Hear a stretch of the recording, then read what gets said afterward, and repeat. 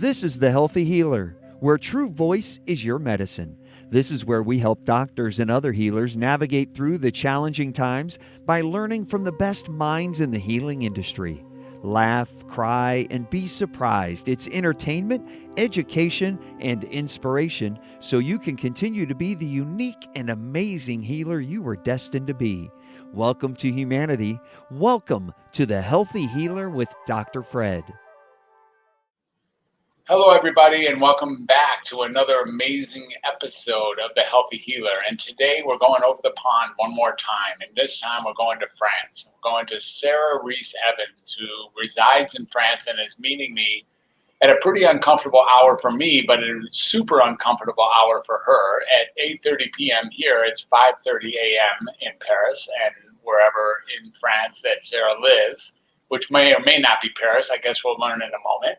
But in any case, Sarah is an amazing healer and really takes on a topic that much of us have some access to, whether it be through a formal diagnosis or simply being chronically fatigued. So the idea of having chronic fatigue and then addressing that so that we can find our energy again is something that Sarah's had to do in her life and then translated that over time into becoming the healer that she now presents herself as. What's really important here to get is that sometimes life serves up exactly what it is that you need in order to provide for others. And in this case, that certainly is Sarah's story. And that's what we're looking for frequently in The Healthy Healer. So we have a guest from far away who's very near to our heart. And welcome from France, Sarah Rees Evans. Sarah, thanks for joining us today. It's really great to have you on The Healthy Healer. Thank you so much, Dr. Fred, for having me. Yeah, it's beautiful. So, Sarah, you said you've listened to this podcast a few times, and if that's the case, then you've probably heard this first question that I throw out at most of my guests. Just to knock them back on their heels a little bit, the idea is it's a 9-letter question, grammatically correct and very complete, and in those 9 letters packs a very real punch of having us look at what is our humanity. So the question looks like this. Sarah Rees Evans, who are you? At the core of who I am, I'm a spiritual being. That's my belief. Yes, a spiritual being in a physical body. Yeah. I was into spirituality as a young child, and that was one of my saving graces, one of my blessings off the back of childhood trauma, adverse childhood experience. And that opened the door to spirituality. However, there were healers and spiritual people within the family, not mine directly as parents, but as grandparents, and that, even though I didn't have the knowledge at the time. Yeah, so I was very spiritual. That's who I am. That's who I see myself as. And I see myself as somebody who wakes up each morning and wishes to be a better person than I was the day before. Growing myself spiritually and try to turn out to be a better person each day. Wonderful. So in some ways, there's something personal to waking up and wishing to be a better person than I was the day before, which is a really great place to launch from. Do you find yourself capable of doing that instantly upon waking up, or is there a little bit of a drag time between the time you wake up and get oriented, or is it really fairly instantaneous that you get immediately that the reason you're here is to be a better person than yesterday? Yeah, I started doing that when I had chronic fatigue before I went to sleep. So one of my last thoughts was, God, let me guide me to being a better person tomorrow than I have been today. No judgment, no blame, no shame. Just it was an internal wish that felt right. And then waking up in the morning, I still do it before I open my eyes and give thanks for being here in a physical body, and thanks for the day and all the beauty of the day. Beautiful. So there is a connection between those last words, the final prayer of the night, where you say, God, let me go to sleep and wake up a better person tomorrow than I was today. And then waking up in the morning and getting that, let me be a better person today than I was yesterday. That there's some sort of thread that goes over the sleeping domain and connects you to you. Yeah. Guide me. Yeah. I let go, you guide me. Yeah, understood. So talk a little bit about how God fits in, or how the spiritual center, the core source, fits in to who you have now become. You mentioned that you had chronic fatigue, and when you did have chronic fatigue, this is when you learned to lay down that blessing in the evening. Talk to us a little bit about your experience with chronic fatigue and what that meant to reach a space where you could even heal yourself before you learned how to actually provide a communication for others to help them heal from their chronic fatigue. What was your experience like with your version of chronic fatigue? Yeah, with the chronic fatigue, I had severe ME, which some people say ME is the same as chronic fatigue, some say it's a slight difference, but to me, they merge together. I had that for over 20 years, easily over 20 years. And I also had fibromyalgia, so I had both of them at the same time. So some of the symptoms I had were the brain fog. I had got to the point where I could see tables, I could see just naming anything. I literally couldn't name anything. I couldn't string a sentence together. My memory was so affected. My memory recall was really bad. I would lie down in a darkened room for days, and darkened, and zero energy, to the point that I would literally, even just to go to the toilet, I would have to really think about if I had the energy to get out of bed and crawl into the bathroom, how long that might take me and how much energy. And then once I've been to the toilet, maybe lie on the floor for half an hour, and I'm not thinking about anybody, but that was my reality. And it isn't everybody's reality with it. And then have the strength to be able to get back into bed and literally collapse again. So that was like how bad it got, to even to the point where I had no feeling in the lower part of my body from the waist down, part of my arm, and I could only feel half my head. That's pretty severe. And what do you attribute, when you look back at that now, taking into consideration your spirituality, as well as your physical health and your predisposition, your composition as who you are as a human being, who you are as a daughter, as a mother, as a woman, as a human, what are all the things that contributed to you coming down or having to experience what you're now calling chronic fatigue syndrome? Okay, so this is my personal perspective, and from my own recovery and research, is I had an adverse childhood experience, and at a young age, and I remember shutting down before anything happened, and I remember changes happening before, changes within the physical body and the way that I started to respond externally to the world and engage with the world. That changed, and so did my breathing pattern, to the point that I was a reverse breather for most of my life. Energetically, behind the scenes, things were already going out from a young age, and gradually over time, the nervous system became more and more affected. So I guess I missed a little bit of what you said, and that's maybe because of the translation of the accent, and please excuse me. I just want you to say again, what was the primary cause of, what are you saying happened at the young age exactly? Okay, I was sexually abused. I had a foster brother, and over time, so there was sexual abuse. Yes. Okay, sorry, I knew that I was making it's fine. It was already painful. Yeah. So in that experience with the abuse, the trauma was internalized, is what you're saying, yes? And that this is something that you experienced that was ripping away at your core and ripping away at your capacity for energy. Is it soaking your energy away as a young child and continued to do so over time? Is that fair to say? Or tell us more. It is. However, one of the blessings was, and again, this is just my perspective, I know sexual abuse is a very difficult thing for anybody to go through, but I take the lessons and the blessings, and at that age, even when that was happening, I was having conversations with God as to how for me personally to manage it. What came through was forgiveness. So I was forgiving at 8 years old internally, and God said it was the right thing to do, and it felt right to me. If he'd have known something different or a better way, then he wouldn't have done that. So it wasn't about the blame or anything like that for me. It was always about forgiveness, and that would heal me and he'd be a better person in the world. So I've only ever prayed for a good life for him. Interesting. And this went on for many years, is that right? It was a frequent encounter for many years, or was there just this early episodes, or you said no? Tell us more a little bit about that. Okay, so with that timeline, I can't specifically say. However, because some things are a bit blurred around the timeline, maybe I've intentionally, as a child, blocked those out. But I was 8 at the time.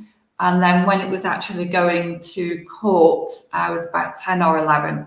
So, yeah, virtually 11 when that came about. But he'd already left then for other reasons that I hadn't been aware of. So it only came out sometime later. Okay. And so your memory is before that time, this condition didn't have the roots that we needed it to have in order to express itself. It was after that. It was a direct manifestation of that. Yes?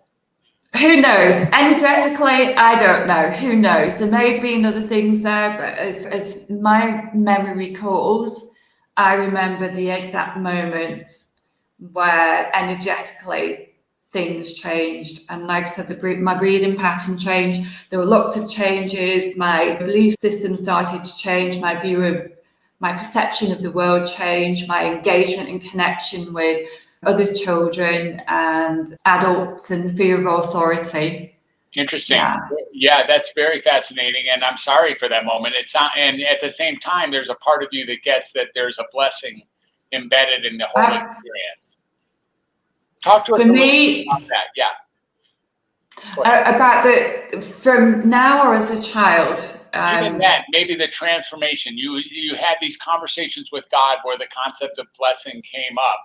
The idea of forgiveness being a very valuable tool that could be utilized, and as a manifestation of that, or as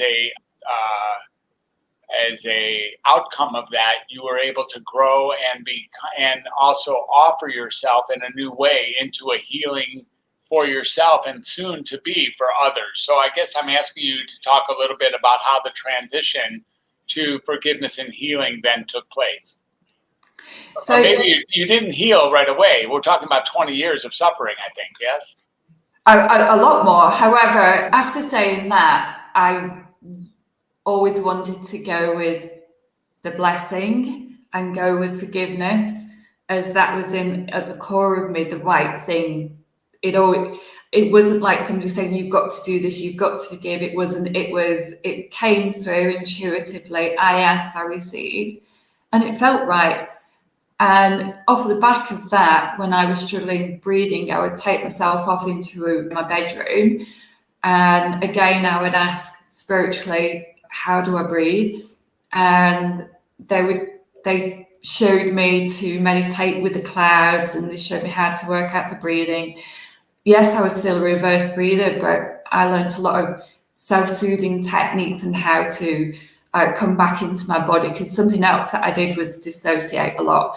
After that, when situations got difficult or I felt trapped or struggling in conversations, I would push people away, not physically push them away, but I had my own coping mechanisms if life got a bit too much, and I would just flip the physical body. If some people may believe it, some don't, and I'm fine with that, but that was my personal experience and it was the right thing at the time. But I've learned how to ground into my body and Mother Earth much more and not have to leave the body. Now, coming along with the versions of chronic fatigue syndrome or fibromyalgia, this is not necessarily an associated symptom, or is it? This idea of dissociating, it's not always related to classic chronic fatigue or fibromyalgia, to the best of my understanding. Help me understand that. I would say it depends on the person. The clients I've seen, yes, dissociation, leaving the body. Yeah, and I have seen it with fibromyalgia as well. So I can't say that is going to happen with everybody, but it's definitely more common than what people realise. And they may not even realise that they're dissociating, that they are leaving the body. They may just mention some symptoms. And I also feel it depends where they are in their journey with chronic fatigue, fibromyalgia. If they've just gone into it, even though energetically things have been playing out for many years before, compared to some people where they've had those 20 years, the really bad symptoms start to come on, and they're more the more serious end, like I was or ended up being as well. Life becomes too difficult. Interesting. I really never knew that, so I appreciate that. Thank you so much. I wonder if you can say that would you say that it's very frequent that the initial stages or the impactful stages of early childhood trauma often lead to or often are the causes of what later gets diagnosed as CFS or fibromyalgia? It depends. If you're looking from a medical perspective, then it may come up with other things such as Epstein-Barr virus, or there's different things along that line. From my perspective, there's things that have come up early, that have happened earlier, where the nervous system has started going out of its natural balance, the homeostasis, the natural balance state. So things have already gone out of line there. Obviously, energetically, you can't see that's happening, and you don't necessarily know yourself that's happening. So for some people, they go to the doctors and they get told you have this illness, and they think that it is an infection or something where that's the reason why they've got it. But I see it as something different. The immune system has already been affected, and because the immune system's already been affected, they're more susceptible to infections as well. So it depends how you look at it. It's just another perspective. It doesn't mean there's a right or a wrong. It's just a different viewpoint. And so it's the spirituality as an entryway to the disease or to the dis-ease or the imbalance makes a lot of sense. The idea is that it's an overarching condition whose the breeding ground for what then becomes diagnosed later on as fibromyalgia, Epstein-Barr, or chronic is created by a, let's say, an imbalance or a dysfunction in the spiritual realm, perhaps. Is there something there that the injection is a spiritual dysfunction or a spiritual imbalance? Is that fair to say, or what are we looking at there? I even ask clients this, and whenever I've asked clients this, there's always been a spiritual disconnect. There can be unprocessed grief from the loss of a loved one, whether that's a pet, whether that's a family member, whether they've lost a sibling or a parent, or grandparents as well that they were close to. So I do see that as well. But they all say that there's been it might be something they've not thought about, but when you raise the question with them, yes. Always been a spiritual component. Is that what you're speaking to? Yeah, and struggling to be in the body or struggling to feel 100% safe or comfortable in the body. Yeah. Interesting. And thank you for that. And I wonder if you can speak a little bit to what you're now doing to assist people inside of the chronic fatigue reset. What is that all about? How do you create a reset for people who have been struggling with this condition? Various things. So one is gut health. So one of the first things that we look at is gut health and nutrition. The way I work with everybody is I meet them exactly where they're at. And I feel that's very important. So even though I go through a process, that process is very unique and individual to the person to meet their needs. So definitely gut health, looking at that, because there can be leaky gut dysbiosis, the imbalance of the microbiome as well, with antibiotics coming into place. That's something else we look at. So we look at doing testing as well. And we do testing for the bloods as well. Obviously, I don't do that. I'm not a doctor, but then I recommend certain tests to be done as well. And we look at the adrenals. So going back to it, we go to the gut health, nutrition, certain tests as well. We're looking at the thyroid. And we cover things like, if it fits with a person, we look at spirituality. We also look at the breath as well. because quite often there is shallow breathing with chronic fatigue as well. And the breathing may be more chest breathing as opposed to a full open breath in the belly. There's lots of things that I cover in the program. There's Qigong that I cover, so I do take clients with Qigong privately as well. We go into relaxation, helping them to relax. There's a lot that we cover, and I tailor everything to meet the person. Mm-hmm.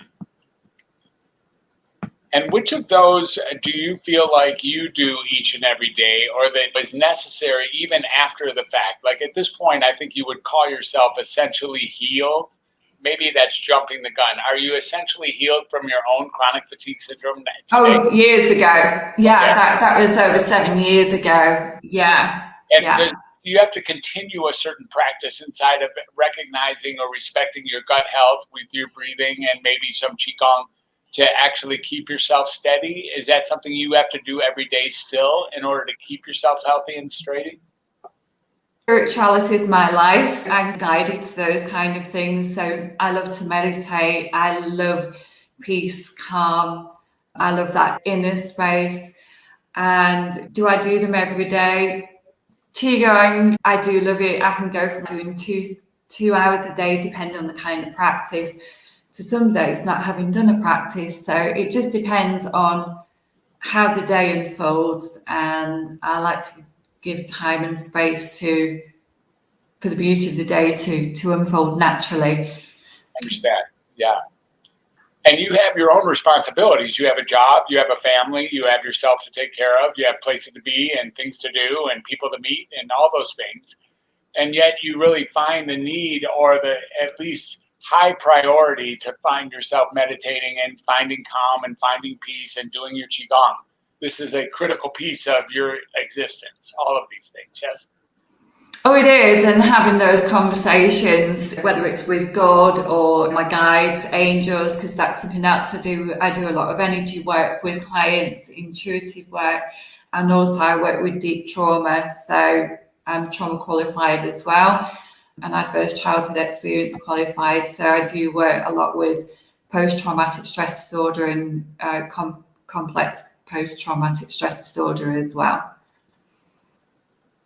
Okay, all right. And then you did the ancestral trauma or the inner child work. Talk to us a little bit about that. What is the inner child work, and how does that play a role? Is this something that each and every person can discover for themselves, or do you have to be a special kind of person to be able to access the inner child work that you do? Personally, I believe that anybody can do it. Anybody can. It depends on the person. It depends on how much time they want to dedicate to it. But if they want to sit there for 10, 20 minutes, they can definitely connect with their inner child by just not asking the questions from this head space and dropping down into the heart and the gut and asking those questions when they're triggered or they're in those difficult moments, like I said about me pushing people away or not being able to set boundaries, where they can just sit there and when they feel anxious or triggered or having panic attacks, they can just say to their inner child, how do you feel? How can I support you? And just listen to them.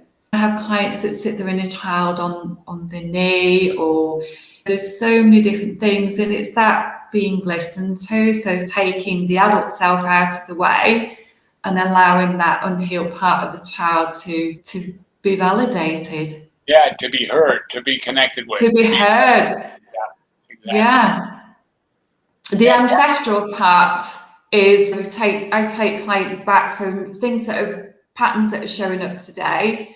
We go back into other lifetimes to have a look at those patterns to see if it's still happening. And then we heal them in the past to bring them back today. And quite often when they come back, what did exist no longer exists, if that makes sense, because they've gone back in time to heal the origins. So the pattern, the learnings have been done in the previous lifetimes that we're still following them today, if you believe in lessons. And it's interesting what you're describing here. I see it as something that might be broader than dare I say, the encased diagnoses of CFS, like the idea that there are other conditions of imbalance that might or might not include CFS type symptoms that could benefit a great deal from exactly the same treatment that you're providing for these people in the reset. What do you know about that? Yeah, there's burnout as well. I have worked with clients with MS as well, multiple sclerosis. Yeah.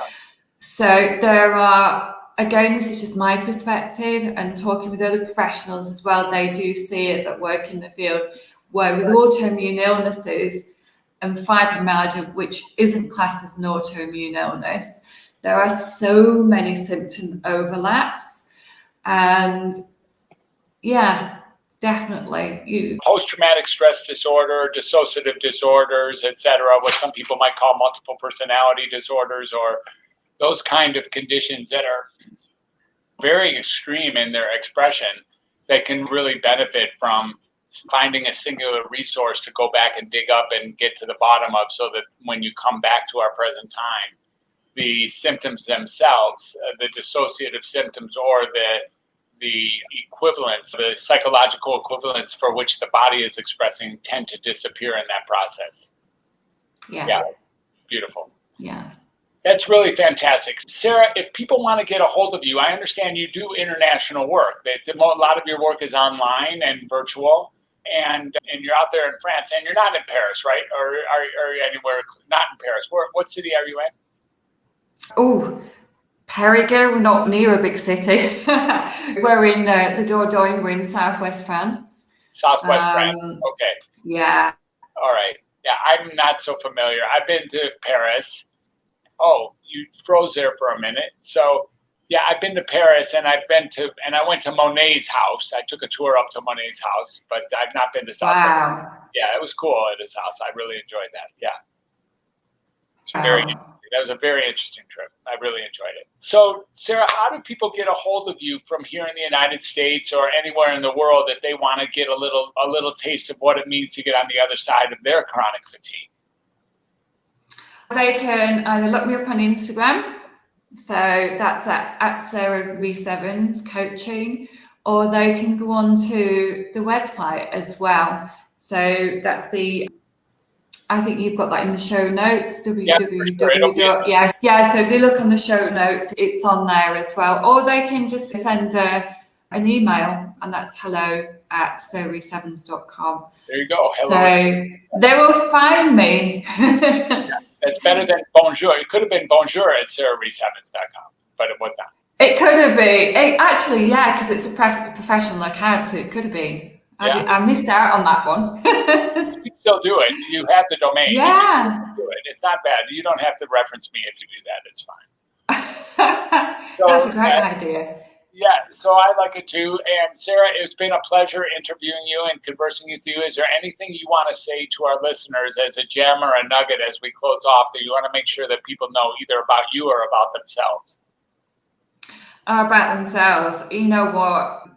The medical system sees it as different, and that's because they see one specialist, see another. It's very important that the whole mind, body, spiritual aspect, so the wholeness of who they are, is looked at when it comes to autoimmune illness, chronic fatigue, fibromyalgia. And even if you have been told, somebody said to you, you can't recover, you can have better days. And you can have more energy, and for some people recovery is absolutely possible, but it's keeping that door open to recovery and making the shifts as well, and also letting go of some behavioural patterns and limiting beliefs, and changing the mindset as well. Negative mindset, flipping that to positive new ways of thinking. Fantastic. Thank you so much, Sarah. Really beautiful. Really appreciate you. Thank you for doing exactly what you're doing. Thank you for living the hard life that you live that has now left you being able to help so many others. Really great. It's been a pleasure having you on the show, and I really appreciate you, and I look forward to future contact with you. Thank you so much, Sarah Rees Evans. Thank you so much for having me, Dr. Fred. I really enjoyed it. All right, we'll catch you on the flip side, and that's true for you too, listeners. I hope you enjoyed it, and we will see you again. Bye for now.